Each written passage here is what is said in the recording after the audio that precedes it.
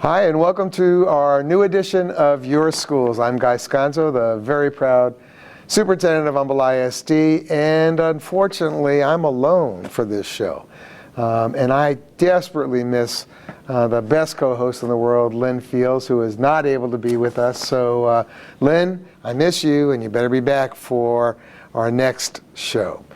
We do have a great show for you this time around. It is Humble ISD Education Foundation Gala time, so we're going to want to meet some folks who are very instrumental in leading that extraordinarily fun activity. It is also Science Fair, Science and Engineering Fair time. We'll have some great guests to talk more about that. And the arts education, so important. We're going to have some of our young artists from one of our elementary schools join us, and we are in the midst. In fact, we're almost at the halfway mark of the 83rd Texas State Legislative Session. Lots happening there in Austin as it relates to education, and as it will make a difference one way or the other for all of the children in our community. So you'll want to stay tuned for that.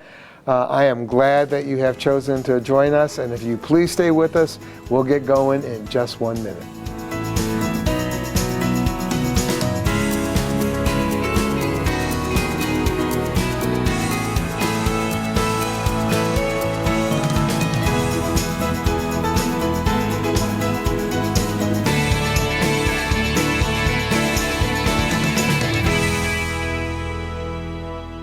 Well, thanks for coming back. Now, the 83rd Texas Legislative Session is just about at the halfway mark. And one of the major education items that has been a part of this session and continues to be debated through the session is the state's testing program, STAR, and end of course exams. So we've got two of our locally very involved people and school board members with us. So welcome to Charles Cunningham, our school board president. Thank you, Dr. Stones. Good to see you. Thank you. Good to see you too, and I appreciate your being with us. Charles also chairs the board's legislative committee this year. And also board secretary, Robert Scarfo. Robert, it's good to see you. Thanks, Dr. Scanzo. It's good to be here. Charles, good to see you again. Oh, good. Well, thank you. And Robert, you need to know, is a member of the board's legislative committee. He chaired it 2 years ago when things were kind of rough in terms of all the state cuts, and I can tell you firsthand, Robert spent lots and lots of nights out talking with our community and making trips to Austin to try and impact the legislature. So we're back at it, about halfway through it. Testing, huge issue. Charles, let me start with you. So what are you hearing from parents, community members, in general about the state testing program and changes that folks want to see? Well, Guy, what I'm hearing is that it's just too many days of testing. And it's like we're teaching kids to the test. Nothing has changed, even with the implementation of new rules and guidelines. And so I'm hopeful that, from what I'm hearing, that's going to be addressed. And as the session is going on now, you know, we're back and forth up to Austin. You're talking to legislators, talking to other folks. We've got TASB on board with it, the Texas Association of Administrators. So we've got groups that are on board with what we are trying to accomplish, and that's find a balance between educating our children, getting them college ready or work ready with this testing that we're required to do. And that balance is very, very important. Robert, recently you've made a presentation about the state testing program to a meeting of the Lake Easton Area Chamber of Commerce. Right. And so from your perspective as a trustee and someone who's really very, very involved with all of the legislative stuff in Austin, your take on the state testing program and what needs to change?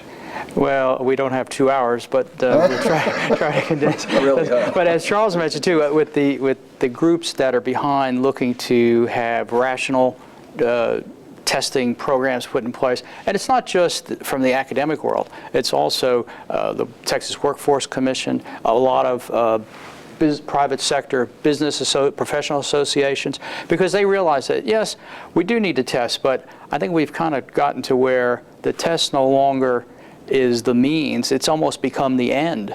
And it's gotten out of hand. As Charles mentioned, the 38 days out of the 177 that we test, somewhere in the district, and this is going on all over the state, some group of students, some grade level is getting tested at 38 days out of the 177. That's over 20%. That's a fifth year of your calendar.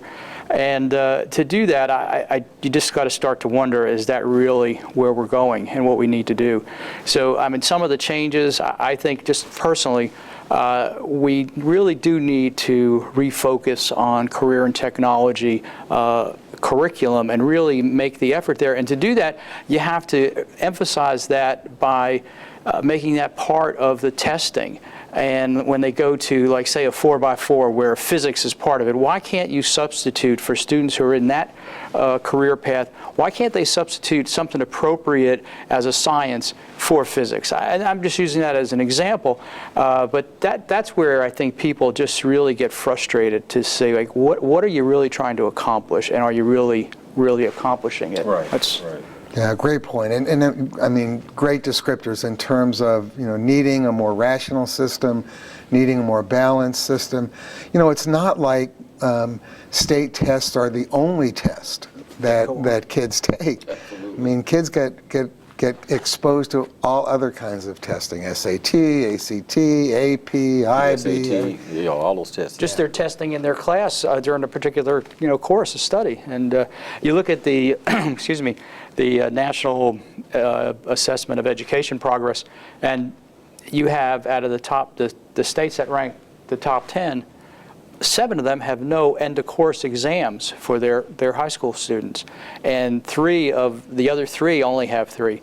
We, Texas, we have 15 that are required over the life of a high school student, and we rank 13. If we ranked number 1, I'd say, okay, well, we're on to something here, but I don't know. I think 15's probably a bit excessive to put the kids through that, because I don't know that it's getting us to where we want it to be. Yeah, very much the outlier. It is. Nationally. And I want to add, too, you also have to look at the cost of testing. When we look back over, and I'm trying to remember what my number is, but I want to say it's 2002, the state has spent $1.1 billion in testing. So, And that doesn't include what we spend as a district. No, that's true. To administer That's in terms of resources and time. That's exactly You're right. Charles. so yeah. Yeah, and let me restate, it's billion with a B, not million. It's 1.2. very, very extensive.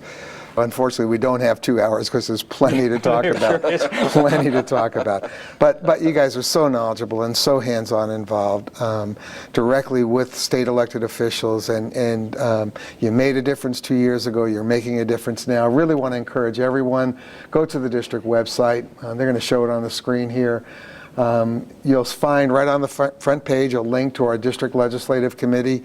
Both Charles and Robert lead that group, and you need to be aware and you need to get involved. It does make a difference. And as Charles always says, it's not just our district reps here that you need to contact. You should be contacting people across the state, because they're all involved in this, and you need to let them know how you feel, because they're your legislators too. Very, very important, because we're fortunate. Our district rep gets it. Dan gets it in spades, so yeah, absolutely. That's good. Representative Hubert, he's the greatest thing we have working for us in Austin.